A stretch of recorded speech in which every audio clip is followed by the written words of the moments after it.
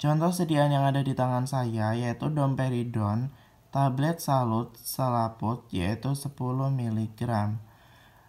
Untuk indikasi umum, domperidon ini diindikasikan untuk mengatasi mual muntah akut disertai dispepsia fungsional pada anak-anak, diindikasikan untuk mual muntah yang disebabkan kemoterapi dan radioterapi untuk kanker. Informasi yang diberikan bukanlah pengganti dari nasihat medis. Selalu berkonsultasi sebelum melakukan pengobatan menggunakan domperidon. Untuk dosis umumnya yaitu dewasa 10 mg 3 kali sehari maksimal 30 mg setiap harinya. Dosis durasi perawatan maksimal yaitu 7 hari. Gunakan dosis efektif terendah untuk durasi sesingkat mungkin. Anak-anak umur yaitu kurang dari 12 tahun atau kurang dari 35 kg yaitu 0,25 mg per kilo berat badan diberikan hingga 3 kali sehari, maksimalnya 0,75 mg per kilo berat badan setiap harinya. Sedangkan untuk anak-anak usia 12 tahun, berat badannya 35 kg yaitu sama seperti dosis dewasa. Untuk aturan pakainya sendiri, dompe ini dapat dikonsumsi saat perut kosong, diminum 15-30 menit sebelum makan. Hal-hal yang harus diperhatikan sebelum mengonsumsi domperidon. Karena obat ini termasuk golongan obat keras, jadi harus menggunakan resep dari dokter. Yang pertama, hati-hati pada pasien dengan riwayat pribadi atau keluarga kanker payudara.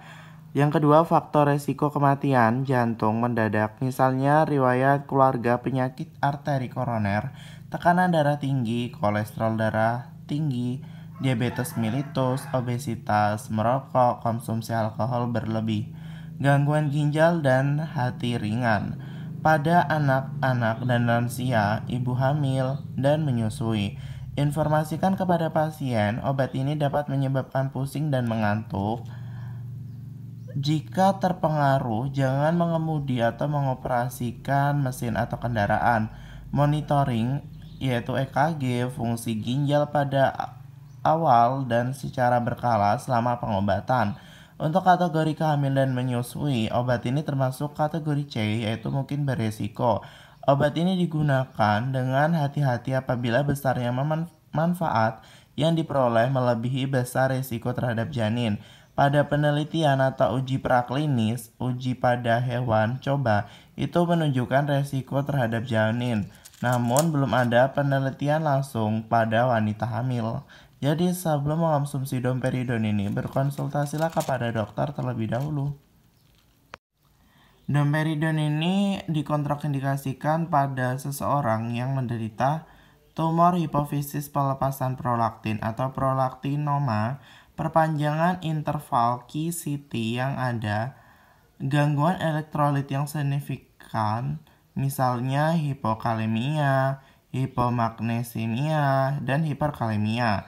Penyakit jantung yang mendasari misalnya CHF, dan pendarahan gastrointestinal, obstruksi mekanis, dan proparasis. Gangguan hati sedang sampai berat, penggunaan bersama dengan obat pemanjang QT dan inhibitor CYP3A4 yang poten, misalnya ketokonazol, makrolida, atau misalnya eritromisin, inhibitor protase, dan nefadozon. Jadi sebelum mengonsumsi obat domperidon, silakan berkonsultasi kembali kepada apoteker maupun dokter. Untuk efek samping dari mengonsumsi domperidon, pada umumnya mengonsumsi obat-obatan dapat menyebabkan terjadinya efek samping, tapi tergantung dari individu masing-masing. Untuk efek samping yang sering terjadi yaitu seperti mulut kering, pembesaran payudara pada pria, sakit kepala, gatal-gatal, rasa panas, kulit gatal, mata gatal, nyeri, bengkak, dan merah. Jika muncul efek samping ini berkelanjutan dan makin parah, sebaiknya hentikan pengobatan dan berkonsultasilah kepada dokter atau tim medis. Oke, cukup sekian pembahasan mengenai informasi obat domperidon.